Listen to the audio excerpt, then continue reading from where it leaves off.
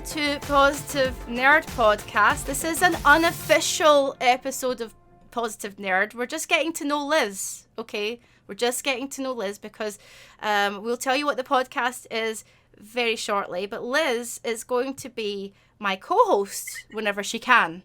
So I thought it'd be a good idea, instead of just launching into the podcast, to actually just get to know Liz. Actually, because you guys don't know anything about Liz, but I know lots about Liz. So, Liz, tell me, you are big into comics. Would you say that's your only sort of nerdy? That's the only nerdy thing about you? No, like everything is nerdy. Everything is nerdy. Everything is nerdy. I love it. It's like no, everything's nerdy. I'm nerdy. I mean, that's my jam. I noticed that Kay Tibbs knows me from Orbital Comics, where I have worked for many years. So hello, I'm glad to see somebody who I've interacted with in person. That's very nice. So that leads in, that's a good segue. Thank you, chatters. That's a good segue because you have worked at Orbital Comics. How many years were you at Orbital Comics for? 11 years. So, were you always into comics? Let's get into the Orbital chat later, but tell me about your comic book history. Were you always into comics growing up? Not as a kid. Like, I think I probably didn't really discover comics until I was like 14 or 15, so not much younger than that. I guess I would read like Garfield and like cartoon strips in the newspaper and things like that, which is comics, but I don't know if I really identified as a comics fan until I was a teenager. Right. So yeah, but I think I probably always was. I've always been into like, kind of visual storytelling and reading.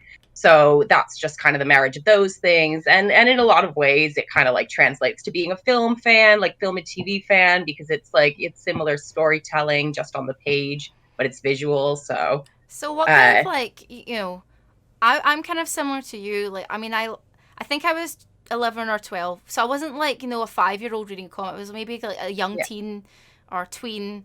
And I loved Calvin and Hobbes. That was like my segue. That was my gateway drug. And I just I liked the feeling of reading a comic. I liked the visuals.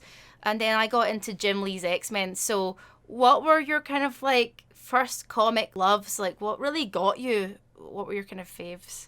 I think the first thing that I really got into was Batman. And I'm still like a massive Batman person. That's my favorite corner of the DC universe is the Bat family stuff. And that's still the thing that I will always grab off the shelf first, probably. Now, I've got a picture of Year One up here. What is it about? Do you like Frank Miller especially? I love Frank Miller. I think he's done some great stuff. Like, I think my favorite of his stuff is still probably earlier stuff. I think those, Year One and Dark Knight Returns and his Daredevil series, all of that stuff I think is absolute gold. Like, I think it's like, sort of the gold standard of that kind of storytelling. And it's still like those books, like Year One is one that like at the shop, I would just recommend to people as like, here's your entry point. One of the, for people who've never read a Batman story, that would be one of the few books that I would say like, this is the one to start with. What is it about Year One in particular that you would, why would that be the thing? So if I came into the shop and went, I don't know anything about Batman, how would you sell it to me then? I think it is a great introductory point because it tells you the story from the beginning. Mm-hmm. But it's much more sort of in line with like the modern mythos of Batman. And it was revolutionary in that like when it came out, Batman had gotten kind of silly. There had been the Batman, Adam West TV series, and that was kind of like wacky and bonkers. And Year One kind of really changed the tone. It really like flipped the script and it grounded it and it made it dark. And, it's that 80s dark and gritty thing where it changed the tone of the character for for all of the future stories to come, really. There's a lot of, I think, when I look on Twitter, and this is something positive nerdy, I guess I'm about to say, and I think you might agree, you might disagree, but when I look on Twitter and on social media, whenever there's Batman news, right, whether it's a film, comic, whatever, it's always a certain demographic that are really like precious about Batman. Now, I'll give you an example. I said, I love Michael Keaton. He's my favourite Batman. Okay, first of all, he's a fictional character. Okay, so please don't get angry. Also, I recognise there have been other Batmen that have been very good. Okay, the other actors that have been very good. And this guy came out and started arguing with me. What is it? And I think you know the demographic I'm talking about. Now, not all Bat fans are of that demographic, but why is that? Why Okay, is that reaction? I think it's because people are passionate about it. Honestly, I think that like people are so passionate about Batman that they're gonna have a really strong opinion. But you are so not in the minority in loving the Michael Keaton Batman. Like, there's so many people I know who that's their Batman, that's their favorite live action Batman, and that's great. Like, but I don't think it's like somebody looking for an argument per se. I think it's more just like, I want to tell you why this is the best Batman, and like tell you why I feel so strongly about it. And so to me, it's like, it's, even if it might come off as like maybe aggressive or something, I think it's more out of just like a passionate love. Yeah, I think so. Because I think that person relented after a while. And then again, like, I made it positive. This is what this podcast is about. So I guess I went, look, it's okay to like that. He was like, Affleck is definitely the best Batman there ever was. And I was like, that's really great. But it's great that he feels that way. Honestly, it's like, cool. Like, I'm glad you love that. Like, I think like everybody has their reasons for choosing their favorite Batman. Like, I think it's like, if you're a Batman person, it's always like, you want to dream cast like the perfect Batman for you. And if somebody fills that role like for you in the perfect way, then you're going to be really passionate about it. Exactly. And like, great. Yeah, exactly. It's fine. It's like, some people don't like certain food. It's okay. Some people don't like certain characters. Let's talk about Christopher Nolan's Batman. Now, I know that you quite like the Nolan trilogy, right? You're quite into it. Yeah, so when I was watching the films when I was younger, as in like when Batman first came, the Michael Keaton stuff, I was just like, wow, Batman on screen, amazing. Then it became a bit silly. Christopher Nolan, I think, took elements, like there's dark elements, there's realistic, there's gritty elements, and kind of just like shoved that into these 3 really beautifully made films.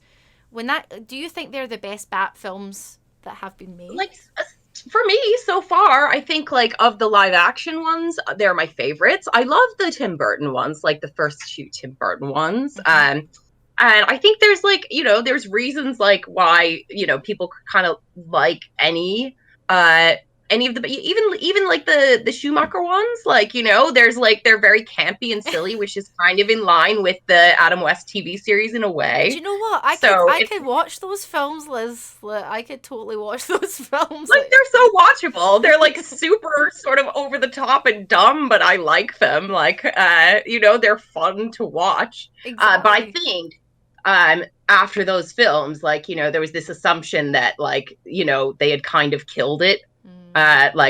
People, sort of, so many people didn't like them and were not pumped about the representation of Batman in those films, that I think there was this assumption that like, they've killed it. You can't do any more Batman movies now. Mm-hmm. And I think the Nolan films were like a real antidote to that, and to say like, actually you can, and you can do it in a totally different way. And you can do it in this really grounded way that's like so much more in line with the tone of what the comics really are, I think. Yes. Yes. And like, I love that. I loved that at the time because it hadn't really been like the done thing at the time. Like, all the superhero movies that were coming out at the time were kind of silly, were kind of like OTT. And this was a real sea change that like, that obviously it had like a big ripple effect for like everything that the DCEU did later, whether that's a good thing or a bad thing. But I think within the confines of like a Batman trilogy, it worked really well to have it be super grounded and like, semi-plausible, like the way he did everything. And That, yeah, I loved that. So I have a question for you, Liz. Might cause problems, but keep you on the Batman theme just before we move on to favorite maybe Batman characters. Um, so for you, who is the best movie Batman in your opinion? Now remember, everybody listening, it is just an opinion, and these people It is don't just an exist. opinion, yeah. Like, I mean, I think actually, like, because I'm so crazy about those films, like, I think the like Christian Bale Batman, I really love. When he got cast, I was kind of like, huh. But I do that a lot. Like, there's a lot of casting choices where I was like, huh, really? Like, like Heath Ledger, I was Exactly. like, really? Heath Ledger, like the guy from, 10 Things I Hate About You, like, Yeah. that seems weird. And then he knocked it out of the park. So I think, like, as far as live action on screen, Batman's like, he's still my favorite, Christian Bale, Got because I you. think he did a really great job. And what do But you? I'm really excited. I'm excited to see like Robert Pattinson. Like, that's cool. Like, not who I would have thought. Again, it's like that. I would have thought he'd play like Dick Grayson or something like that. That's the thing. Like somebody said online, I'm sorry, like I just can't get on board with sparkly vampire boy, and I was like, but you do Well, realize he's yeah. not going to be a sparkly vampire as No, and he's Batman. done loads of like really serious acting since He the Twilight is. films. Like, He he's a good has. actor. He is. I mean, I can't. So I I'm personally can't see it, but I'm really excited to see what they do with it. I So. know, because like people surprise you. Like, I'm sure he's like bench pressing, tons of weight right now, and like Yeah. eating like whole chickens, to pump up. But I hope he is anyway. But yeah, I'm excited to see it. I want to see it. Me too. This is the thing again. Talking about positive nerd, like I think we should get excited that all of our favorite pop culture icons we get to read about in the comics and see on the small and the big screen, and I think that's really exciting. Like I could never imagine this time when I was like 10. I know, So it's so weird. There's like a Moon Knight show coming out. It's like weird characters that you just wouldn't, like yeah, Eternals movie and all this stuff that you just would never have dreamed, 10, 15 years ago. exactly. So we're lucky. And you mentioned Dick Grayson, right? So is Uh-huh. Dick Grayson? Is that a favorite character of yours in the DCU? Yes, yes. Like, of the Bat family, Dick Grayson is my favorite. I love the Why? Bat family. Why? I love all the Robins. Like, you know what? It's really funny because, like, a lot of time, I think I was saying this to you earlier when we were talking on the phone that like loads of my favorite characters are anti-heroes and like more like ambiguous characters and like straight up villains. But like Dick Grayson is like he's like the little like sort of ray of sunshine of the Bat family. He's like the super positive member of the Bat family. He's just like, really just like pure and fun and upbeat and like, yeah, I just love him. I just love him as like, like in the dark, like sort of moody Bat family. It's really nice to have him as like the antidote to all that. Is it? And he's like the only one who can sort of get Bruce to laugh and stuff like that. So. I like the fact that for those listening and watching, Liz does like her dark characters. As she's wearing all black, I can guarantee it right now. It'll be black top to toe, right? Yeah. Yeah, black top to toe. Like Liz is a fan of things like Lost Boys and stuff like that. Tell me about some of the other comics that you read. Let's move on from Batman. Okay, so Batman aside, any other comics when you were younger as a teenager that you were like, whoa, love? Yeah, like, so the thing, I think one of the things that really got me in, like, because I think I was like, oh well, I'll just read Batman. I had read some other stuff before Batman, like, I'd read, like, because I am, like, as we said, I wear all black, I still wear all black. Like, I was like a little goth, and I still am. And I had read things like Johnny the Homicidal Maniac and, things that were like goth person comics. But as far as like actually getting into comics as like, I was like, oh, I'll just read Batman and that's cool. And that's all I need to read.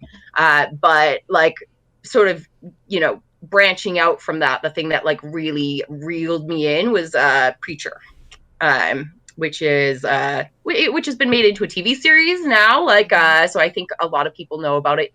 And as far as comics go, it's like, very well known, like, but maybe some people outside of the world of comics, like, who just dip in might not have heard of it, when at the time I was reading it. Preacher's great. Like, I read Preacher not as a teen, and not as a young person, but when the TV show came out, I grabbed it. And Paul loves it. My Paul loves Preacher. That's more his lane. He's into that. He's into like darker stuff. He doesn't like superheroes. And it's so irreverent and so funny, and it's like so cinematic in a way, because like I had always been like a TV and movie person, and I feel like Preacher as a comic and Steve Dillon's storytelling in general is just like really cinematic in a way. It is like almost watching like a big, long, amazing film. And you know, so that translated for me as like a, you know, a TV movie person so well that it was like, oh, okay, I get it. I get the format now. And like, you know, and I was just really hooked on that story. It's still one of my, like, you know, probably all-time favorite things, because, you know, it meant so much to me at the time, and it was like such a sort of transitional thing for me to read that and to get in and then be like, okay, now I want to read everything else that he's written. Garth Ennis, the writer, and you know, and that led me in so many different directions. For me, it was more X-Men, and I know you prefer Grant Morrison's X-Men. Like that's my favorite. That's your favorite. For me, it was that kind of square-jawed era of X-Men, the kind of like Jim Lee. Everyone had big boobs, everyone had a tight bum, and everyone had really like a big muscle. I know, yeah. See, I love that too. I love it. I do love it. But I came to that after I came to the Grant Morrison stuff, and you know, so it's like, yeah, I know, I totally enjoy that stuff too. Grant Morrison is like a great writer, though. Like, so working in Orbital, have you met any of your comic book heroes? I've met so many of my comic book heroes, like almost right when I moved to London, like the one, you know, because like, you know, as I said, Preacher was like, you know, such a meaningful book to me, and you know, like, you know, sort of pipe dream to meet Garth Ennis, and like within about a month of working there, like I wound up, you know, hanging out with Garth Ennis at his hotel room, like, you know, just like a couple of times. It was like super cool. I was like, and he, you know, and he was awesome. Like, it was not, you know, one of those things where you meet your heroes and they're not that cool, and they're, you know, they don't want to talk to you. Like, I feel like comics people actually, like, I have met very few comics people who have been snobby or you know, or not just like really awesome to their fans and really awesome people in general. Like, very few. Like, so I've met loads of my heroes through working at Orbital, and like I've been lucky in that they've all been really awesome. I think it's that way where it's like they're coming from a place that we all understand, you know. It's that kind of, we're all nerds, you know, and so whenever I've met creators in general, it's just nice to have those nerdy conversations with people, and not always you've not always grown up with the same references, but to go, oh, and like the same artist. I don't know, there's like a shared interest there, because, you know, there's a lot of time I spent in my room playing sad girl guitar. I used to be a goth too, Liz. Yeah, you know what it's about. I was once a goth, and now I've like sprung into like some weird Golden Girls phase of my existence. Where I mean, tonight I'm wearing this black. You're wearing black, like, yeah, you're wearing black in solidarity with me. Solidarity with you, but you know, the next podcast that we do, I'm going to be wearing like all glittery stuff, like, you know it. Okay, yeah, that's good. Tell me about Frame by Frame, because you've done loads of podcasting before, right? Not like 10,000 shows, but you've regularly podcasted in the past. So tell me about Frame by Frame, because that was one presented by Orbital Comics. It was you and Paul from Orbital, right? Yeah. So, yes. You know what? Like, Orbital has had podcasts for years. Since the first year, at least, I would say that I worked there.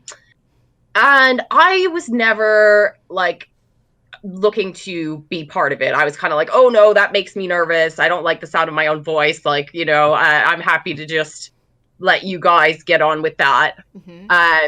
But being in the shop, like, one of the things I really love to talk to people about is the films. Yeah. Because like I'm super into the films. I always have an opinion on them, no matter, you know, like negative, positive, whatever. And like, customers coming into the shop, like, as soon as anything came out, that would be the big point of conversation. For at least like a week or two, it's just like, did you see it? What did you think? Like, and I love those conversations. And so one day, Paul and I were just like, why don't we just like record ourselves talking about it, and maybe it can go up on the podcast feed. And then we just started doing that regularly. So our show was the Frame by Frame, which was the movie and TV podcast at Orbital, where we just reviewed like comics-based TV and film. And sometimes other people would join us, but it was mostly me and Paul, and we we just like to argue with each other. Yes, I know. Occasionally we agree on things, so that happens sometimes too, but a lot of times we don't. So for those who don't know, Liz and Paul are actually best buds, but they have a funny relationship. And I love it so much. It's like you're kind of like not opposites, like you've got, but like there's just a kind of like back and forth, but you love each other very much. So we don't, we love talking to each other. It's fun. But what was it about podcasting then? Because you said you weren't sure about listening to your own voice. I mean, I think everyone gets I had to get over that. Right now, okay, I'm just to be like full disclosure, I was like really nervous to do this because I've never done streaming before. Like I've never, been on camera, like doing this sort of thing. So I was, it's like I always get nervous about things like, I'm gonna like be, say something dumb or whatever. But then as soon as you do it, you just kind of get over it. And as soon as I got over it, I was like, I really like doing this. This is fun. And it's just like another avenue for me to like, blabber on about comics and the stuff I like. So I think it's like about like I get that. Like I think you just have to do the first thing, the first thing's done, you're fine. But it's also about, I think, creating really nice spaces online, because we have social media. We've got like Twitter and Facebook and Instagram and all those things, Snapchat, whatever you're on, and Twitch. But within even Twitch, it's about finding your own little spaces. And I like that about Twitch particularly, or even if you create a podcast and you have your community that starts to follow you, and you can have those conversations and you don't have to have horrible blazing arguments with people and be like, no. Do you know what I mean? Like, it can be positive. Positive nerds. Yes, positive nerd. Yes, coming soon. Coming soon. Tell me about the full Geek. I've got okay, so this is like kind of how you and I like started becoming friends, right? Yes. So Claire, you launched your Nerd Jabber website, and before you launched it, you got in touch with me because we had met through Holly Payne and John Schnepp, who are friends of yours and who are friends of mine. Can I just, before you go on, I just want to say, when I met you, because we met in a pub, right? And Holly was like, you have to meet the Orbital crew. And Liz is just amazing. And you were kind of like chatting, but you weren't like, you're not a jazz hands type of person. You weren't like blah, blah, blah, blah. And you were kind of quieter, and we kind of sat together. And I just knew I liked you from the moment you started talking, because you were like so knowledgeable about films and you like the same things as me as well. And I was like, you like some dark shit as well, and you like and superheroes. And it wasn't all like, I just love like Black Widow and that's the only one I like. It's like, no, she's nothing wrong with her, but you were like getting into it, and I was like, and you're so passionate. So I just knew straight away. But John and Holly, John Schnepp and Holly Payne, I knew their recommendation was like, they were like, you're going to love these guys. So that was the first time we met, right? And then I got I get your number then? Did I get your number? Yeah, I think so. And Holly put us in touch like not too long after that, because I think that was when you were saying like, I'm putting together this website and I want it to be like, kind of a nerd culture like sort of podcast, vlog, like, website that's just like a space for, like nerdy people to, talk and get their videos out and get their podcasts out. And I was like, okay, podcasting, you say? Like, I do that. And it's like that way where, I was getting in touch with you for business reasons, but also I was like, I always get nervous when I'm contacting someone I actually genuinely like for the first time, because it's like dating. I'm like, don't want to come across too strong. Don't want to I know. I have the same thing. I totally have the same thing. Or I'm like overthink it, and I'm like, oh my god, I just want her to like me. And I'm like, oh my god. Oh, that's me too. I'm like, I'm so socially awkward, um, but no, I was really thrilled when you got in touch, and I was just like, yeah, I really want to do this. Like, I really like doing, like, it's like a way to also reach people that you wouldn't be able to reach. Like working in the shop, it's like I had like this great network of people who would come in every week, because it's like it's comics and it's standing orders, so people come in every week to like pick up their comics, and you talk to them, and and it's great. It's like it's a lovely thing. But like with the podcasting and stuff, you get to reach people like in different parts of the world, and like you get to communicate with them that way. So I was just like, yeah, like I really I want to do another show. And with Orbital, there was kind of already so many podcasts going on there that I was like, I kind of want to do one outside the shop. And I got to involve Paul, who we talked about already. He's one of my co-hosts on the Full Geek. Well, we can see here in this image, for those who can't see it, Rob Deb, who comes into the streams very regularly. So everybody, that's what Rob Deb looks like. Really? Oh, where's Rob? I wish Rob was here. Like, I should have told him to come. Yeah, you should have told him. We've got Rob and we've got Paul, and it's a Ms. Marvel episode. So the gang in this picture are all holding up a picture, or holding up comics, Ms. Marvel comics, or Captain Marvel comics. So that was one of the episodes which I really enjoyed listening to. But I like for anyone out there who is maybe felt like you, right? Because I think we all start somewhere, right? For anyone that felt like you and is like, I don't want to, like, my voice sounds weird. What would you say to them to give them tips? To do like for podcasts specifically, I think like literally just doing it, like within sort of half an hour of sitting there, I was like, oh, actually I totally forget that I'm being recorded. I'm not nervous anymore. And especially when you kind of empower yourself with the knowledge that you can edit, and it's like really easy, because I am not technologically advanced in any way, and all I did was download Audacity, and it's the easiest thing to do. So if you're nervous about how you're going to sound, or like, oh no, there's lots of long pauses, or I said something that I didn't like and I want to get rid of it, it's like you can do that. And that was super empowering to me, was just like learning basic editing, which is so simple, like and you get better at it too. It that was like that changed the whole thing for me, was being because I just felt like I'm in control of like anything that's said on here, like I can fix it if I want to. And a lot of times you don't need to, but knowing that you can, I think really got me out of feeling that fear of like, oh, I'm going to say something dumb. And it's so I think there is just that. I think it's just like just doing it. Find somebody you like to talk to and do it with them. And if you have natural chemistry with somebody and you feel comfortable with them, and you like talking to them, it will flow naturally. So having said that, because I think we talked about this before, about the control element of being able to like snip things in the edit.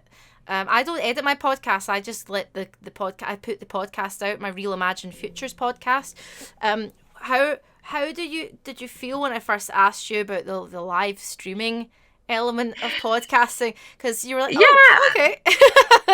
Well, okay, that's I was nervous about it. I was like, oh no, like I can't put this to Audacity live. So I was a little nervous, but again, it's just like you just do it, and then it's like right now I'm comfortable. I'm not actually feeling the sort of anxiety that I was a little bit, just because it's the first time I've done it. So I think it is just kind of just do it, see what happens. Exactly. And just do it, as the really famous not comfortable, then just don't do it again.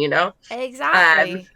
Well, I think you're honestly, like, I think if anyone out there wants to go check out Liz's podcast, that's a Full Geek, and you can see that. If you can see that right now, there's a Full Geek. And we've also got Frame by Frame, which is still online as well. And you can also, we've got a command, like a Liz command now in the chat. So when the Liz command goes out, make sure you follow her online. Now let's talk about, you said you like dark shit. Okay.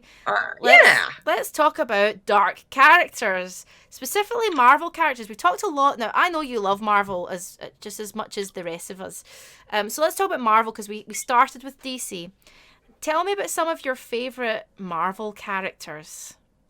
Okay, like I love a lot of the, if we're talking dark, I love like a lot of the street level characters. Like I'm a huge Punisher fan. Mm-hmm. I'm crazy about all of that. I thought they did an amazing job with the Netflix series. I loved that. So good. Uh, so good. Like I really thought, I when they cast him, I wasn't sure because I thought like, oh, okay, I kind of like so many of my favorite Punisher stories are kind of like old man Punisher stories, like the whole Garth Ennis run and the sort of Jason Aaron run that follows on from it. And, like part of the story is that he's kind of this broken old man who just won't stop, until he can't do it anymore, until somebody takes him down inevitably. So when they cast younger, I was like, oh, okay, all right. They're going for like a guy in his 30s or, but I was blown away by him. I thought he did such a good job. Like he is like so my definitive Punisher now. And John Bernthal. He's very good. And also morally grey characters you tend to like as well. You said like you quite like the morally grey folk. Now there is one Marvel character an X-Man you did mention that I was like, oh god, but let's not talk about him just yet because I don't want him to get much. Let's see if everyone. Oh, sorry. I'm just trying to fix my chair. Let's see if everybody can guess what really crap X-Men character that Liz actually likes that isn't morally grey or dark. But yeah, tell me about your love of Loki because I know you love Loki. Oh yeah, okay. I'm a huge Loki fan. I'm a huge like Thor comics person, and I love Loki. What is it about Loki that you love so much? Oh, because he's just like he's so mercurial and like and he can be everything. Like he's like he just walks the line of good and bad. Like sort of. He's always teetering on the edge of either thing. And like, he will do like the best sort of most morally right things, like, when you least expect it, but you always know like it's his nature to default to bad behavior. Mm-hmm. So you can never trust him no matter how much you love him. And I love him. You can never trust him. It's like the whole sort of like linchpin of his character is that he's a liar, that he can't resist the temptation to do bad things. He's the god of mischief, and that is who he is. I think you quite like Tom Hiddleston, right? You're a Tom Hiddleston. Oh yes, I have like a massive. Oh yes, I do, Claire. But only as Loki. Like I kind of don't care about him in like other things. Like but when he's Loki, I love him. How do you think his portrayal was on? Because I actually think that. Marvel's casting has been pretty spot on, actually. Like I think they've done very well with casting. So good. Like I really can't knock it. I can't knock it at all. Like I remember like way back in the day, like I had my doubts about Chris Evans. Mm-hmm. I was kind of like he was in the running with a couple other people, and I was kind of like, oh, I kind of want it to be this other person. And like I'm eating my hat so much right now. Like I can't imagine a better Captain America than Chris Evans. He is like Captain America. I just think that like literally they haven't put a foot wrong for me in that department. Yeah, they have really, I would say even like if we just move over back to the DCU for a second again, if we think about just the recent castings, I actually think those castings have been pretty good as well. Like I think the castings we'll talk about the films after, but let's talk about Emma Frost, right? I actually can't stand that bitch. Oh no, I love Emma so much. She's so well written in the comics. There's certain runs, and I'm just like, ooh, like when she's so good. That whole period that she's with Scott Summers and stuff. I love that. That's like I'm obsessed with that because that's the Morrison X-Men stuff. Which I am so crazy about, and like that whole psychic affair thing, like it's just pure soap, and I love it. Like I live for it, and I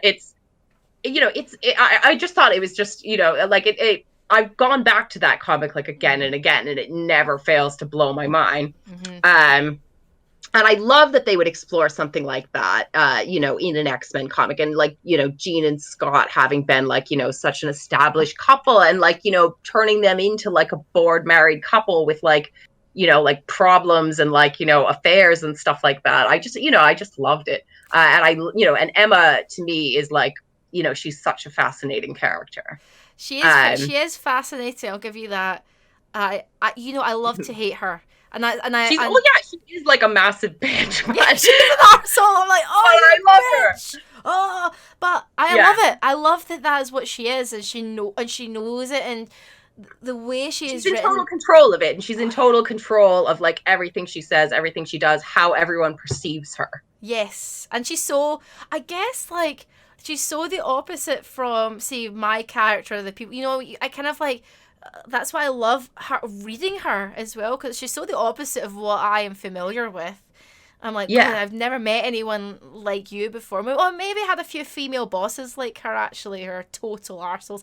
But apart from that, I think she's great. I actually thought she was played all right in the movies as well. Like, I didn't think she was that bad. I have to say, I thought January Jones like looked the part to a T. I think she could have spiced it up a little bit more and given it a bit more. I think so too. I would have liked, and I also like was kind of bummed that there was no like faux English accent, because Emma Frost, notoriously, she's from Massachusetts, where I'm from, but she puts on an English accent. So what would your English accent be from Massachusetts? No. I'm like, well then. I'm not doing that. No, give us some Emma Frost. Give us some Emma Frost. If I do a Boston Massachusetts accent, then you can do an English accent. Plus, you were living here for so long. Don't worry. I can't do it. I can't, like, literally, I'm so bad at accents. Like, even like, apparently I've taken on, according to my family, apparently I've taken on like qualities of a British accent. I do not hear it at all. But that's probably about as British as I can get. Now, I did say earlier, I'm going to get this image up if you're watching. I'm going to get this image up in a second. I did say there is an X-Men character that Liz really likes, and it doesn't really fit in with her usual remit. And I think there have been some correct guesses and hate for this character. Oh, you guessed it right. It's Scott Summers. I should have like programmed. I love Scott Summers. I think. Liz, I should have programmed a fart noise. I should have programmed a fart noise. No. Don't do that. What? Okay, so I've got if you can see the image right now, it is Scott, but really huge, big buff Scott Summers, right? What is it? What is it about Scott Summers? Because I just find him really boring. He's like the Leonardo. Like everybody does. Everybody finds Scott really boring. Okay. But I think it was probably going in with New X-Men and sort of that being my first like real experience reading those characters. And to me, he was just like a really fascinating character. He's like this conflicted guy who's like always, been expected to be like, Professor X, like head boy, and, do the right thing and, like be the team leader and like, just a guy with like lots of sort of pressure on him to be perfect. And you meet him in that and it's like all of that is crumbling apart. And, like, I think he's got a lot of complexity that people don't give him credit for. Yeah, no, I think you're right. I think you're probably right. I think the runs I've really enjoyed, like all New X-Men and stuff like that, I've really quite enjoyed those runs. His relationship with Emma Frost, I think he's changed over the years, but I think when I was younger, I just used to look at him more like the Leonardo of the Turtles, the really kind of shit annoying one, or like, yeah, he's, I mean, he is like the Boy Scout, like, but I think it gets really interesting when all of that starts to kind of fall apart a little bit. But it's been there for a long time. Like, if you look in like the Claremont X-Men and everything, he's always kind of at war with himself and always kind of like wrestling to be like, the default Professor X, like he's like, kind of the favored student and like, everyone expects him to lead. And like, I feel like, him always kind of having that pressure creates like an interesting conflict within himself that like affects his decisions, and it affects his relationships, like, in like, leading up to the Dark Phoenix saga and everything. It's like, his relationship with Jean kept like, kind of falling apart because of that. Yeah, that's fair. So yeah, I mean, it's been going for, and I feel like that, when he actually kind of decides to be with Emma and everything, he's kind of making a choice against type. Yeah. And it, like, so all of that to me is really fascinating. I think he's a fascinating character. Okay. And I think it's funny that people like, I mean, I get it. I totally get it too, because he is that way. Like, I can totally see why people are like, no, Cyclops sucks. It's like, but to me, I love him. I feel so, I do, you've explained it well. And I guess I've warmed to him slightly. I feel more of his pain through your description. And I get it, that having to be good and it's a very human thing. Some people have the weight of the world on their shoulders, but at the end of the day, I say he's only human, he's a mutant, but you know what I mean. He is fallible as well. He is not a perfect person, so his relationships will crumble. He will be crap. Like, there'll be anger or whatever it may be. But yeah, let's move on. It's a divisive subject. Let's go back to the movies. Let's move back to the movies now. I know you love the Marvel movies, and you talked about Avengers being one that you really love. Why was it? We talked about this earlier. I'll tell you what, I'll start, right? And then you jump in. I think you're going to be the same as me. When I saw the first Avengers film, I was like, this is the moment I have been waiting for so many years. And to see everything come together, I loved it, the way that they brought them together. I love seeing all my favourite characters on screen. And I was getting to know other characters I didn't know so well. Like Black Widow, I'm not as knowledgeable about. So I was like, oh, okay. Really like her as well. And just even looking at the poster, which I'm looking at right now, it makes me feel excited. And I could watch that film over and over and over again. I was... like, I was staying up nights. I was like, literally like, couldn't sleep properly for like the days leading up to me seeing that, because I was just so excited to see it. I was like vibrating. And it was like, and it literally, I think it's like a pretty perfect film. Like it's one of the films that I can watch over and over and over again.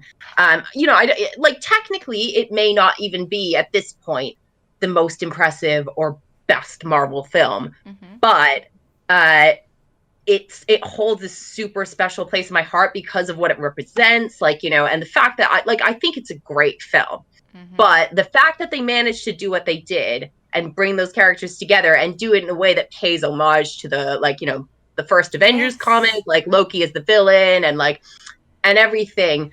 I just think it's a really great film. I'm a huge Joss Whedon fan as well. Like before I was like, simultaneous, I guess. But like, I was a massive Buffy person. Like, probably before I was even that much of a comics person. So like, knowing that it was in Joss Whedon's hands, I absolutely, I loved that. He's a huge geek. He knows his comics really well. So I thought he did such a great job with the characters, writing the characters. And yeah, it's just a film that like I will never get sick of. Like, if it's on TV, I'll watch it. I went to see it in the cinema 7 times. Oh my god, you've beat my seeing Spider-Man, the Tobey Maguire one, 5 times. I saw that 5 times. I ran out of friends that would see it with me because I was like, please come see it with me. Yeah, I went to see it I think I went to see it with people like twice and then saw it at least 5 times by myself. Oh my god. Like, come back to London, Liz, so we can just see superhero films multiple times. Oh, I'm so into that. Yeah, I always see them at least twice. So how many times did you see Infinity War then? Because that's a bit of a slog. That is like a longer film, right? That's a longer Infinity film. War, I think I saw like 4 times. In the cinema? Yeah. Oh my god, so how many? Is it 3 hours long, right? Something like that. 3, 6, 9. You've watched... So 12 hours you spent on your bum in the cinema. Oh my god. 12 hours well spent. Yeah. Well, what was it? Okay, so... like, I've got my own vibe of why I would see a film multiple times. I haven't done it since the Tobey Maguire Spider-Man.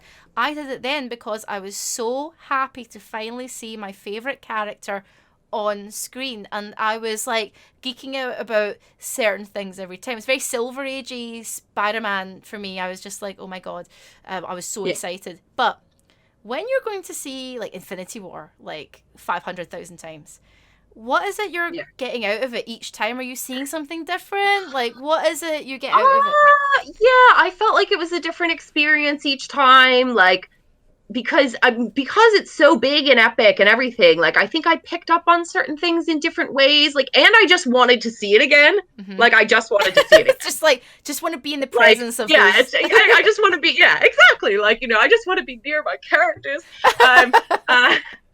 It was, I mean, because like Infinity War blew my mind, absolutely blew my mind. I still, like, I think it is such an incredible film, and I can watch it over and over, even though it's like pretty distressing when you get to the end. But I was just blown away by it. I was like, I couldn't believe they had pulled that off, like, with such a huge cast. I think it's such a, like, it's so smart, that film. I think I said to you before, off stream, I went with the cinema to see it with Paul. I was really ill, right? And I just had to go.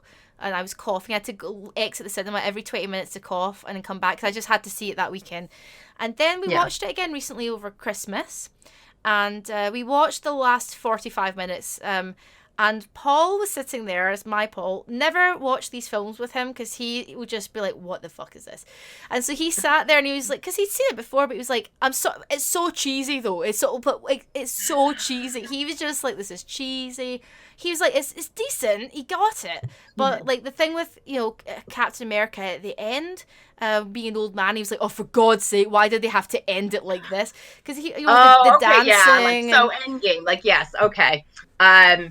Yeah, Endgame, like, okay, I can see where you would say that, but to me, it's like, I think they wrapped it up really well. And in ways that really surprised me, too, because I kind of thought I knew what we were going to get. Like, to an extent, I really didn't see, like that, like, Cap's ending, for example.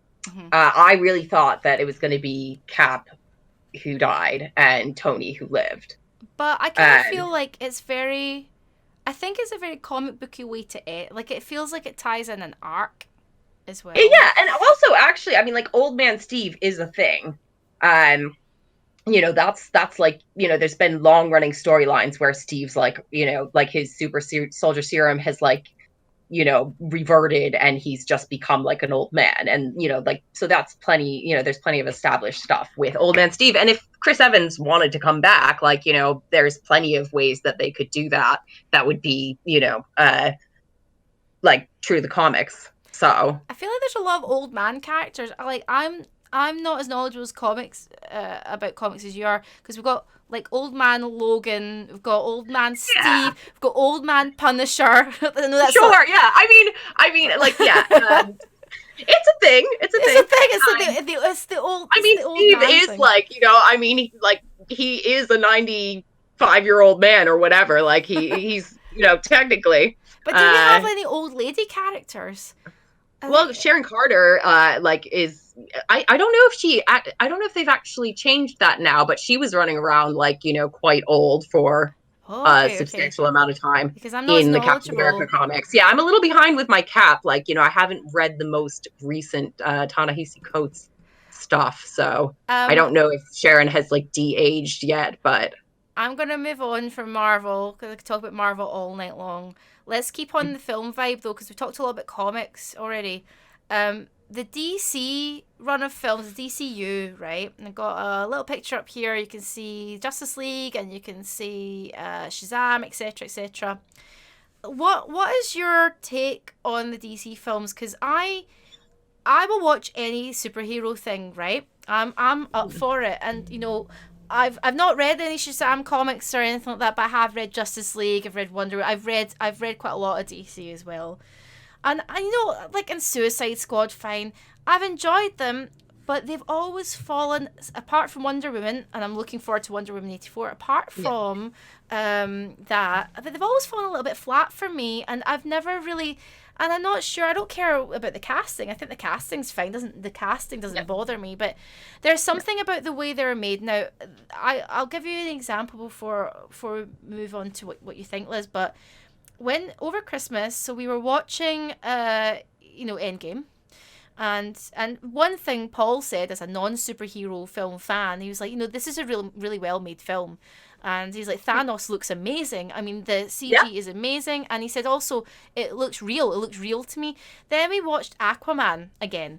And at the time, Paul was like, "Oh, it's like a romp under the sea." He was really into it. But when he watched it on TV, he was like, "It looks like a computer game, like a bad computer game." And that, he said, that's the problem. Paul was like, as someone who's not really into it, he's like, I'm watching it and I'm thinking, it doesn't look that great. And I'm inclined to agree. And yeah, I mean, okay, like Aquaman, okay, like Paul and I, my Paul, like, on our Aquaman review, like, argued bitterly over this film. Like, what was your take? He hated it. Oh, you loved it. And I loved it. Yeah. Oh. I did love it. Yeah. Okay. So okay. Yes, I acknowledge all the things you're saying are true. It does look like a video game under the sea, and I don't care. I loved it. I thought it was super fun. Like, it's like after Wonder Woman, it was like, okay, like, is that a blip? Is it like, because for me, the first couple films are like a little too dark for my taste. We'll get into that. But like Wonder Woman, I really liked, but I was like, okay, is that an anomaly? And then Aquaman, came out like a few films later, Justice League, and Suicide Squad came out in between, I think. But, Aquaman felt like the one that had something to prove, and like it came out, and it was a lot of fun. And it was like, tonally, like, visually, it had a much lighter palette and just a much lighter sensibility that I felt worked really well. And I just thought it was like really fun. It was like, it was like Little Mermaid, like, with tridents and Little Mermaid with tridents. Just like, and like, octopus is on the bongos, and I like had a whale of a time. And sorry, I had to, like, I did that on the podcast too, and Paul was like horrified. How many Aquaman puns can we get in this? There's like a lot. There was a lot. I think if you go back to that podcast, there's a lot. You had a whale of a time.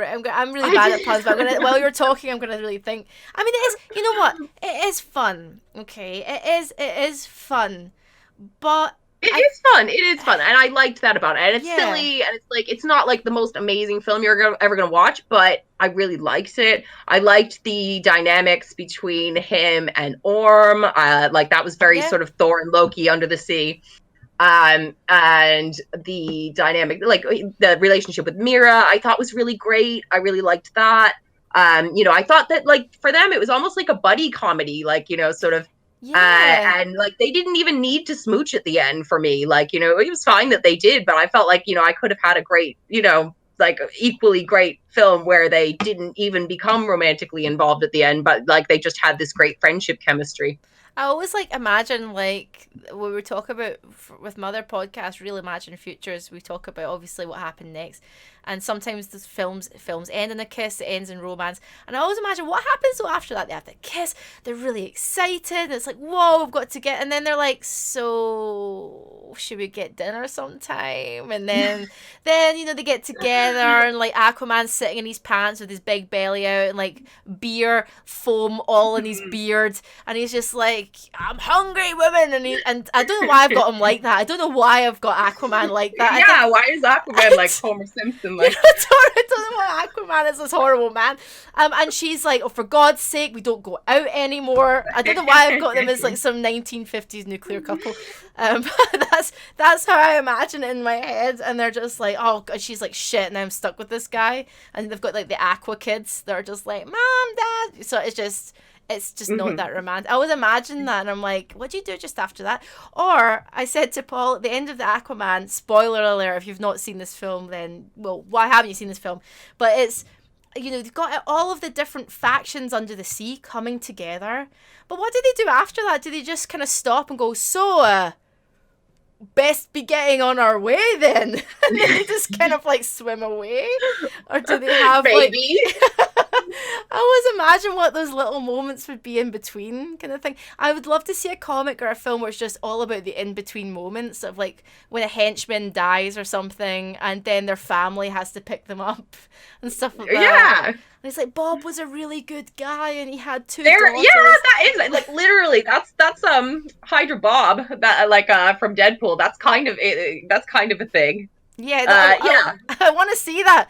I want to see that. Like, yeah. I want to have like a comic or a film where it's just those in between times. Like you always see those like guys go, or like ex-girlfriends they talk about, but whatever, and you actually see that, and they're watching them on TV, going, actually, Captain America was a real dick. Like, and you can see like the ex-girlfriends just being like, actually, he's an arsehole.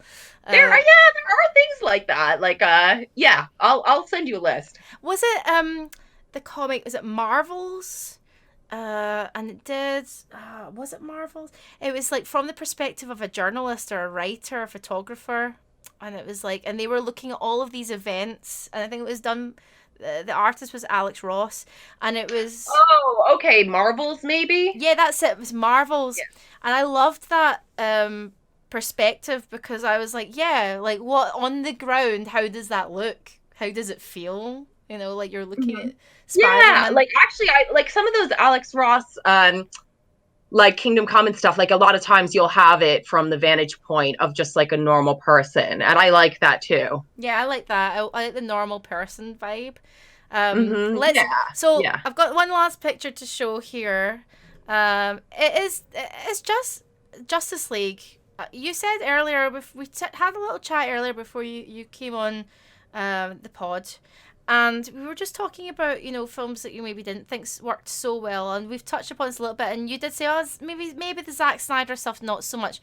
Explain, what is your take on that? Because there's a lot of people out there that get really... Are very passionate, yeah, which I get. Like, okay, from, like, I think those films is very much like a personal taste thing. And I have my reasons why I didn't like them as much. And I think a lot of that comes from being, like, a comic book fan, like, and like sort of like the Man of Steel, like to me, like coming out of the gate and having it be this like very gray palette, very moody tone,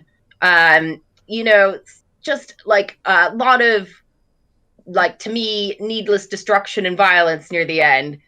It didn't feel like Superman for me. Because to me, Superman, it's like, you can tell all different kinds of Superman stories, but at the end of the day, to me, he's a positive character. He's like, he's the big blue Boy Scout. He's like a beacon of hope, like what he represents. And to have all that like morally gray stuff in it for me, and like the fact that humans hate him so much, like why, like watching it, I was like, why would he want to help these people? They're horrible to him. Like, just all of humanity just hates him, and it's like the tone was just kind of miserable for me, like and like basically him taking out an entire city at the end while he's fighting and not saving anyone. It was just like, is this Superman? It was a bit. I mean, the whole Snyder Cut thing? What's your take on the Snyder Cut thing? Because the Snyder Cut. I mean, if there's a Snyder Cut, bring out the Snyder Cut. Like it'll make a lot of people happy.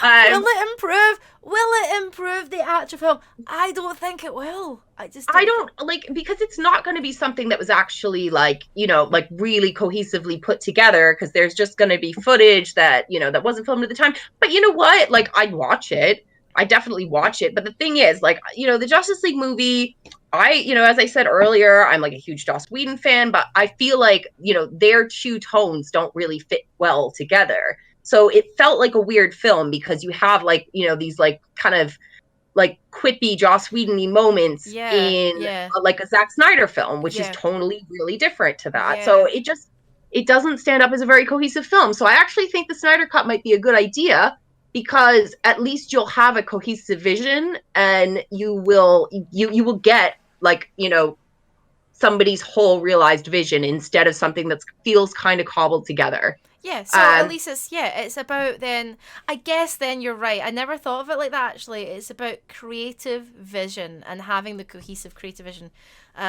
Which is because I think when I see those arguments online, I'm just going, oh God, it's that demographic of people. I'm not even going to name but Sure. you get it. And I'm just like, it's okay, guys. And it's like, if you say anything against Snyder, even if it's very, very, you're saying something very soft and it's not bad at all, and you're just going, oh, I didn't like that so much. They come down on you like a ton of they will come for you. People are like super passionate about it. And for some reason, it's become this big point of contention between fans, which, I think when we get into this whole podcast thing, I think that's like a big thing that we're going to talk about is just like this contention within fandoms, which I just think is kind of a shame. Why do you think that content? I know it's probably passion and whatever, but it is, and I see that it comes from a place of passion, and that I can relate to, and that I can understand because I do get really passionate about the things I like and really passionate about the things that I don't like. But I think where it goes wrong for me is when people attack each other over the things that they like or don't like. And exactly. That's the part it's like that I would love to eradicate. That if I could just, make something in the world disappear, it would be fans attacking each other over the things that they like or don't like. Because it's like, we should all be able to have our opinions and, and like, I totally respect anybody who like loves Man of Steel. It's like, cool. Like you have your reasons. Like and I like listening to other people's reasons why they love something, and I get them usually. And whether or not that resonates for me, it doesn't really matter. But just when people like take it as like, as like an attack on them if somebody doesn't like the thing that they like, or or if they actually go for someone and and really go after somebody for liking something they don't like. It's just a weird thing that I don't really understand, and people don't do it in real life. No, they don't, because like look at us, right? I've got a different feeling about Aquaman than you do. We just use that as an example, because it's just been said. And we were just like smiling and laughing about it because it's a fun thing, and we can agree. Yeah. You can see my side. You go, yeah, I guess it looks like that. And I can go, yeah, I actually guess it is a big fun romp. I mean, there's positives and negatives there, but at the end and you know what? If it was on TV tonight and I had nothing to watch, I'd probably watch it again because it's fun. Like, it's like and like whether or not it's like silly and like computer gamey, it's just like it's enjoyable. Exactly. And I feel the same way about like, even like, it's not like I would never watch Man of Steel again. It's not like I would never watch like BVS again. I would, even though like, I have lots of reasons why it's like, okay, they're not like the Superman film or, quasi Justice League film for me. Yes. But it's okay. It's that way where I think what I want to do with this podcast, what we've talked about, because you hit the nail on the head there where you were just talking about fandoms going at each other, people going for other people.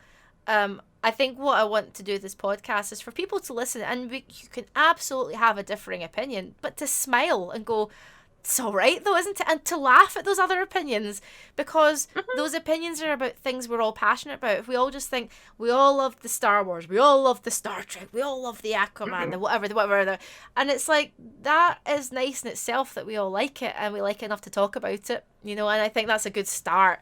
And yeah, I do like to hear other people's opinions as well, because it makes you look at art differently, and you go, okay, I get it. Yeah. And I don't want to shut that down and go, that doesn't exist, it's dead to me because it's shit. That's not right, So no. I do feel like with this podcast, that is definitely something that I want to do. I think it's about time, and especially when I went back to work this week, and this is not nerdy, but there was a few things online about like vegan extremists and stuff, and I was like, come on. It was by a shit Sun journalist, but anyway. And it was things like that where I'm like, you know what? I'm not trying to be a hippie about things, you know, and go, everything's peace and love and unicorns. But like, I think it's about time we actually start to go, actually, things are good. Like, there's some good things out there, and I think we should just like enjoy it. You know what I mean? And just kind of like, there's so much good stuff out there. Like honestly, like I feel so spoiled as a fan. Like, like at this time, it's just like I never would have dreamed like, we would have this stuff. Like, and that it would be so high quality, and then like there would be so much of it. And like, I mean, looking at the lineup for Disney Plus, like that's amazing. Like, just all the stuff that they've lined up there. It blows my mind genuinely. And so much of it is so good that it's just like, what do I have to complain about, really? exactly. Like, even if I don't like every single thing, even if every single thing isn't like designed specifically to my taste, like, who cares? Like, it's there for me to enjoy. When you were working at Orbital, just day to day, and you've got like really nerdy like comic book people coming in and out, like, were there people that would have actual like arguments with you as well? Never. Like, it's not like online at all, and that's why I said like it does not translate to real life. Like, this internet sort of squabbling, like, and like just sort of super harshness does not translate to real life, because I would talk to so many people every single day, and we would have our different opinions, and everybody was super cool. Like, you could disagree till the end of time, but you could have a nice conversation like I'm having with you right now. It's like, you think Scott Summers is a dick, that's okay. but he is a dick. But Scott Summers is a dick. But we can talk about it. It's like, I love him. His stupid annoying outfit, his stupid annoying stupid gloves, his stupid But yeah, that's the kind of conversations you have with people in real life. On the internet, I feel like people get super mean and personal, and like are looking for, like reasons to like go for each other. And that's what I don't really get. And that's what I don't think applies to like real life conversation, because like working in that shop, I worked there for many years. I worked in a comic shop before that, and nobody talks to each other like they talk to each other online. It's a strange. You can disagree with people. It's fine. It's a strange one, because I'm thinking like, when we start putting the podcast up online proper, or I'm going to put some of the video and things from what we're doing on YouTube, you just know the commenters.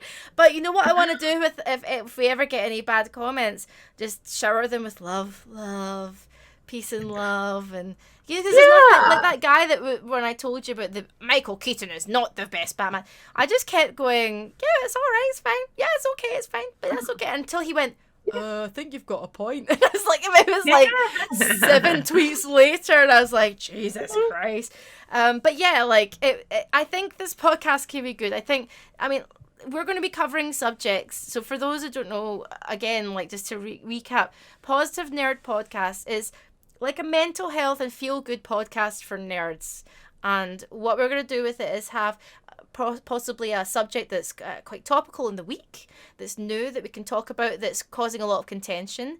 And then also a sort of evergreen subject, like somebody who mentioned on a stream a week ago, there's too much diversity in Star Trek, the new Star Trek Discovery. It's too much diversity and it's too forced.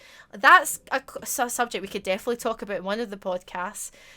Because that is, and we had a good talk, and we came round and it was quite positive. And also, Liz will be doing Liz's Comic Corner as well. I think, which is just an excuse to read comics and talk about them. Like, I think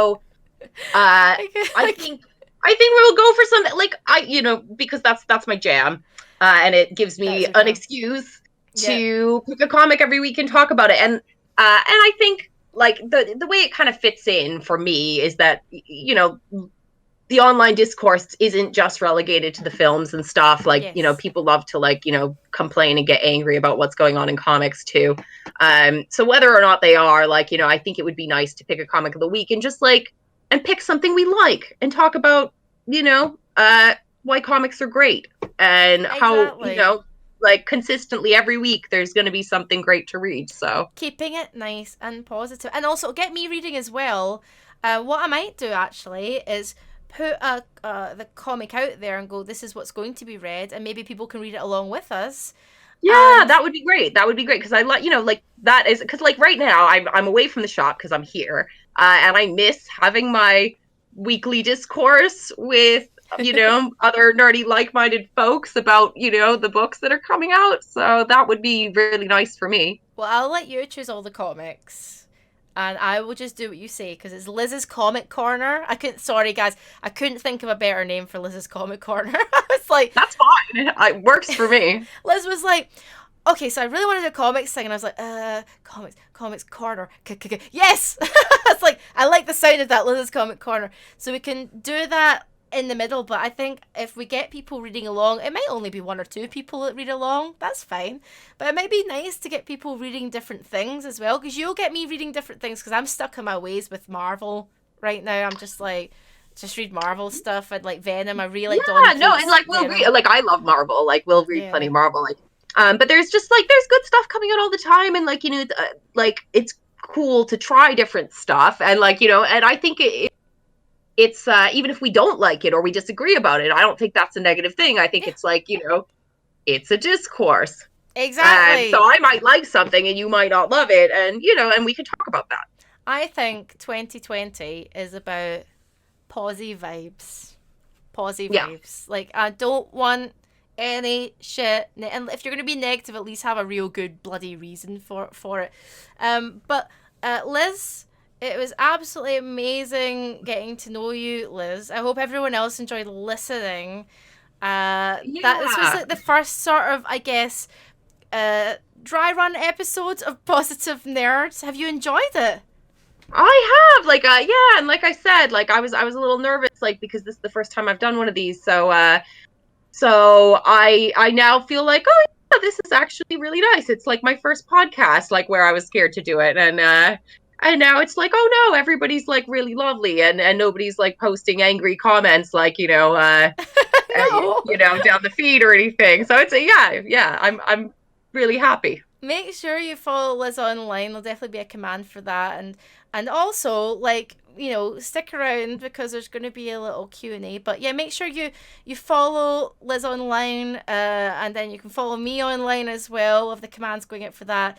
Hopefully these podcasts will go out on Spotify and iTunes and YouTube as well. Liz, your face is going to be all over the place. Oh God. So yeah, thank you. All right, yeah. Thank you very much, guys, for listening.